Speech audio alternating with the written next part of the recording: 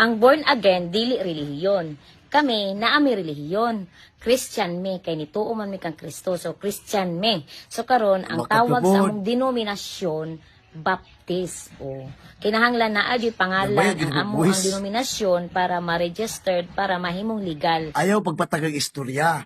Kaya klaro ka sa yung student encyclopedia, oh, for the first 1,000 years after the death of Jesus, no, there were no sects or branches of Christianity. All Christian were member of one religion, Christianity, the Roman Catholic Church. Dili mo labot ang Christianity, oy. Di man mo reliyon. Sikta naman mo. No, kanang imong giingon nga ang imong religion Christianity, di na tinuod eh. Ikaw pa ganang nga na-restore mo sa gobyerno. Ang tinuod niya simbahan wa man ma-restore sa gobyerno, wa nagbayad og buwis. Pag sure di oy. Ngunya, may pagkag ang inyong pangalan simbahan Baptist. Ang Baptist nagsugod na atong 1609. Mauna nga di gyud mo religion, denomination o gitawag mo sekta.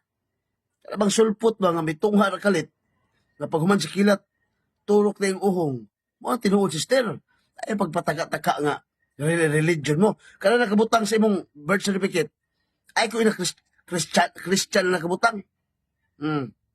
Ay do pa baka sister, butang eh.